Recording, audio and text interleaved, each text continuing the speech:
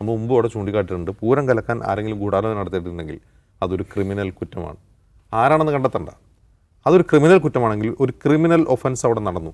ഈ ഗൂഢാലോചന നടത്തി പൂരം കലങ്ങിയില്ല, അതുകൊണ്ടൊരു ക്രിമിനൽ ഒഫൻസ് അല്ലാതിരിക്കുന്നില്ല. കാരണം ഈ ഗൂഢാലോചനയെ തുടർന്ന് ഒരുപാട് പ്രശ്നങ്ങൾ അവിടെ ഉണ്ടായിരുന്നല്ലോ. ഇപ്പോൾ പൂരം കലങ്ങില്ല, പൂരം നടക്കാതെ പോവുകയോ വെടിക്കെട്ട് മുടങ്ങുകയോ എഴുന്നള്ളിപ്പ് മുടങ്ങുകയോ ഒന്നും ചെയ്തിട്ടില്ല.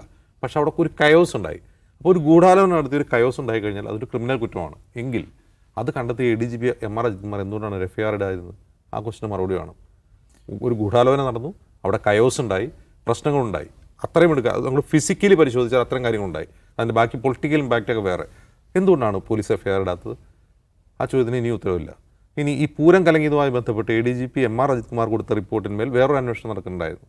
വേറൊരു അന്വേഷണത്തിന് DGP ശുപാർശ ചെയ്യുകയും സർക്കാർ അംഗീകരിക്കുകയും ഒരു 6 തലത്തിലോ മറ്റോ ഉള്ള 3 ടയർ അന്വേഷണം നടത്തുമെന്നൊക്കെ പറഞ്ഞിരുന്നു. അതെന്തായി? ഇപ്പോൾ കഴിഞ്ഞ പൂരം കഴിഞ്ഞ് വീണ്ടും പൂരമായി. ഇതുവരെ അന്വേഷണത്തെ പറ്റി ഒരു വിവരവുമില്ല.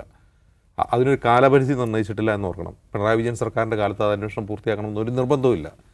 ഇറങ്ങിയ ഉത്തരവിൽ അതിന് കാലപരിധിയില്ല, എത്ര ദിവസത്തിനുള്ളിൽ റിപ്പോർട്ട് തരണമെന്നൊന്നും പറഞ്ഞിട്ടില്ല. അതേക്കുറിച്ചുള്ള ചോദ്യങ്ങളോട് അന്വേഷണം നടക്കുന്നു എന്ന പതിവ് മറുപടി മാത്രമാണ് സർക്കാർ നൽകുന്നത്. അപ്പോൾ സ്വാഭാവികമായും അരിയാഹാരം കഴിക്കുന്ന രാഷ്ട്രീയ ബോധമുള്ള ദൈനംദിന സംഭവവികാസങ്ങളെ നോക്കിക്കാണുന്ന മലയാളികൾ എന്താണ് വിചാരിക്കുക? വിചാരിക്കുന്നത് നമുക്ക് വിചാരിക്കാനുള്ളൂ.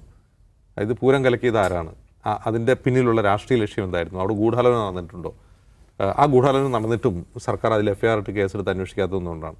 എന്തുകൊണ്ടാണ് ഈ 3 ടയർ അന്വേഷണത്തിൻ്റെ റിപ്പോർട്ടൊന്നും വരാത്തത്? ആ അന്വേഷണത്തിൽ സർക്കാരിന് വേണ്ടത്ര ശുഷ്കാന്തി ഇല്ലാത്തത്. മറ്റൊരു പ്രധാനപ്പെട്ട കാര്യം, ഈ മന്ത്രിസഭയിലെ തന്നെ ഒരു അംഗമായ K. രാജൻ പറയുന്നു, അന്നേ ദിവസം അവിടെ ഉണ്ടായിരുന്ന ADGP MR അജിത് കുമാർ, അദ്ദേഹത്തിനാണ് ക്രമസമാധാന ചുമതലയുള്ള ADGP.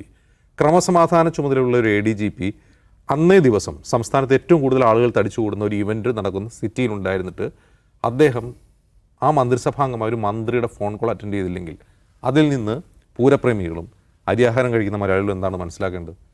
ആളുകൾ മനസ്സിലാക്കട്ടെ.